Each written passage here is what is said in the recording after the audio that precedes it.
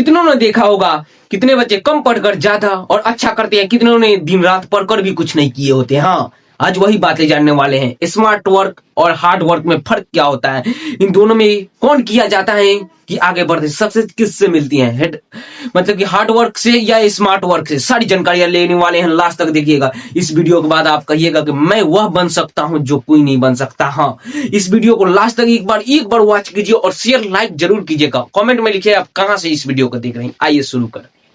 देखिए क्या है, तो यहाँ पर लिखा है डायरेक्ट कि hard work VS smart work, यानी हार्ड वर्क रियल होता है या अच्छा होता है कि स्मार्ट वर्क। देखिए, तो हार्ड वर्क और स्मार्ट वर्क को देखने वाले हैं। देखिए, हार्ड वर्क और स्मार्ट वर्क, हार्ड वर्क भी से ही स्मार्ट वर्क निकल कर आता है, लेकिन स्मार्ट वर्क करने वाले ही सक्सेस करते हैं। क्यों?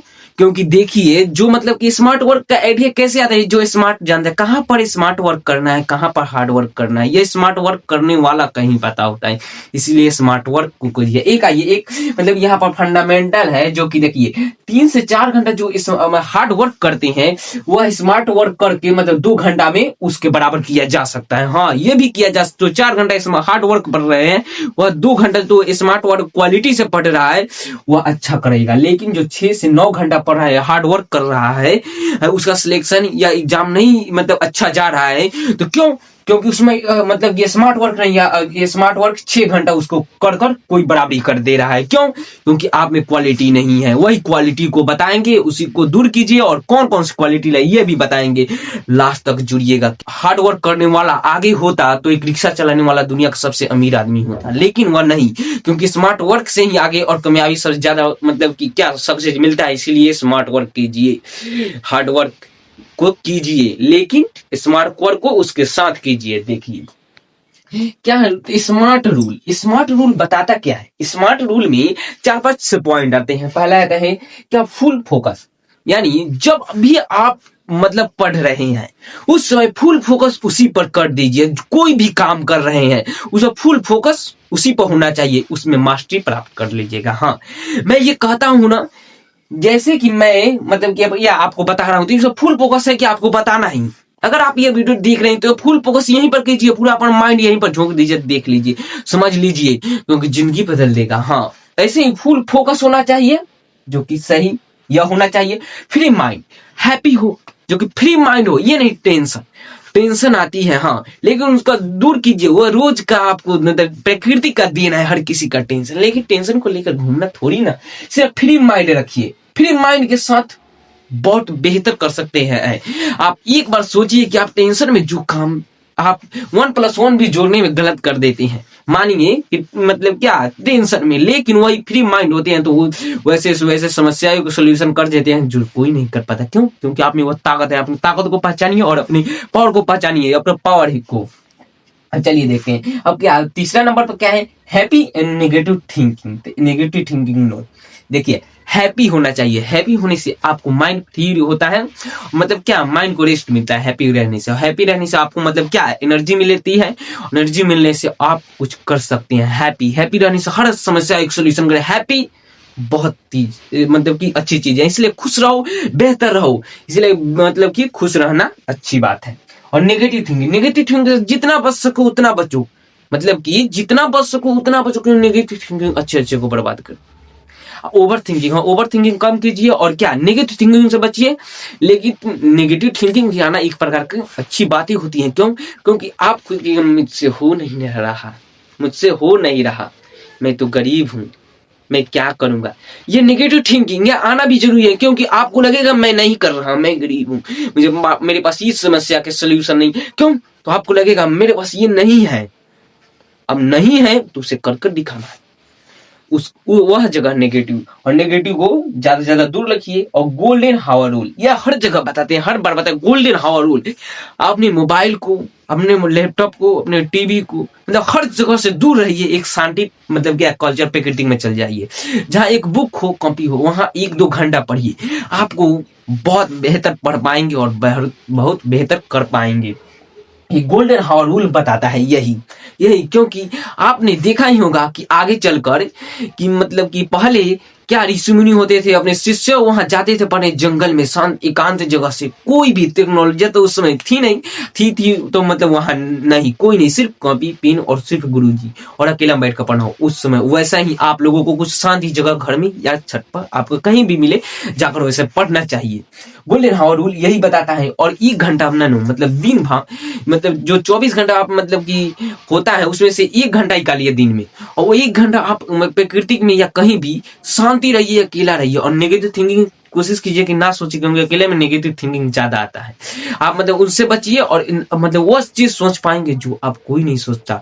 हाँ, अकेला में 1 घंटा बिताइएगा और सोचिएगा तो मतलब बड़ी से बड़ी समस्या का सोल्यूशन कर सकते हैं। आप में कुछ हुआ सोचिएगा जो कोई नहीं कर सकता, वो भी करने की समस्या का सोल्यूशन, जो प्रॉब्लम आ रहा है उस प्रॉब्लम छोड़िए, उस 1 घंटा में आप उस प्रॉब्लम को की सोल्यूशन मिल जाएगी। क्यों? क्योंकि आप में वो पावर है। पावर को पहचानिए, पहचानना होगा। अगर आपको स्मार्ट वर्क करना है तो स्मार्ट वर्क बनिए, स्मार्टर। इस वैसे ही स्मार्टर बनते हैं, वह कीजिएगा तो स्मार्ट वर्क। ये नहीं कि पूरा 12-12 घंटा पढ़ रहे हैं। 12 घंटा पढ़ने से भी सिलेक्शन होता है, लेकिन अब ज्यादा मैटर में क्या देखते हो, 6 घंटा से 7 घंटा पढ़कर मतलब सिलेक्शन नहीं ले। क्यों?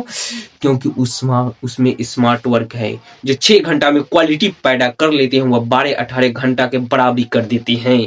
क्वालिटी लाइए उस 6 घंटे में, 12 घंटे के देख कर उसका नत कीजिए उसके साथ। और देखिए अब क्या, प्लानिंग बेहतर होना चाहिए, एक प्रकार से बेहतर। क्योंकि देखिए एक बड़ा प्लानिंग ले लेते हैं कि 1 महीना में मुझे ये करना है, लेकिन आप वो कर नहीं पाते, दुखी मुझसे हो नहीं पाए।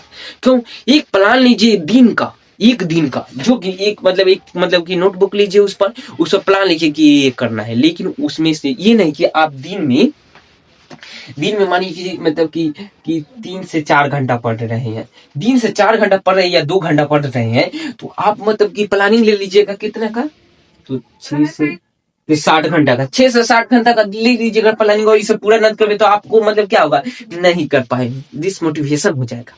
इसलिए आप मोटिवेशन लीजिए और क्या, ये 4 घंटा का ही प्लानिंग लीजिए, 4 घंटा प्लानिंग लेके उसको पूरा कर दीजिए। पूरा करने के बाद भी आप एक्स्ट्रा में कुछ कीजिए, जो एक्स्ट्रा करता है वही आगे बढ़ता है। ये 4 घंटा का प्लानिंग आप कर दीजिएगा तो पहले तो आपको ये संतुष्टि और खुशी मिलेगी कि मुझसे हो गया, ये पहली बात।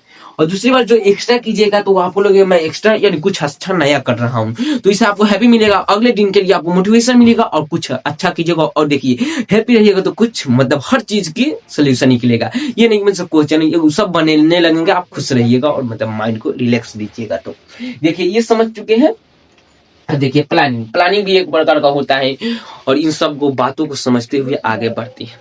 देखिए एक सैनिक को सिखाया जाता है बंदूक चलाना, ये नहीं कि दुश्मन को मारना। दुश्मन को तो मार सकता है, लेकिन उसे बंदूक, कहीं भी दुश्मन हो तो उसे मार रहा है। लेकिन उसे पढ़ाई का मतलब होता है सीखना और नॉलेज गेन करना। ये नहीं कि एग्जाम को क्रैक करना और एग्जाम पास करना है, वरना पेपर बदल दिए जाएंगे तो मतलब स्टूडेंट को क्या होगा। इसीलिए आप पढ़ाई के मतलब नॉलेज लीजिए और ज्ञान लीजिए और कुछ कीजिए।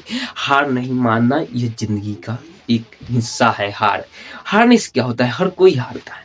देखिए अब क्या है, तो नॉलेज प्लस प्रैक्टिस। ये देखिए नॉलेज और प्रैक्टिस क्या होता है, एक प्रकार का नॉलेज आप ये हर जगह से थोड़ा सीखिए।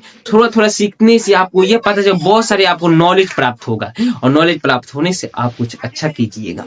और प्रैक्टिस, और जितना प्रैक्टिस कीजिएगा ना आपको, मैं उस व्यक्ति से कभी नहीं डरता जो 100 काम में तेज है, मैं उस व्यक्ति से डरता हूँ जो एक ही काम को हजारों बार किया है। हाँ, क्योंकि वह बहुत प्रैक्टिस किया है एक ही काम को, उससे मतलब कि क्यों, उसीलिए आप प्रैक्टिस कीजिए। जितना प्रैक्टिस उतना बेहतर और बेहतरीन बनिएगा। खुद पर प्रैक्टिस कीजिए।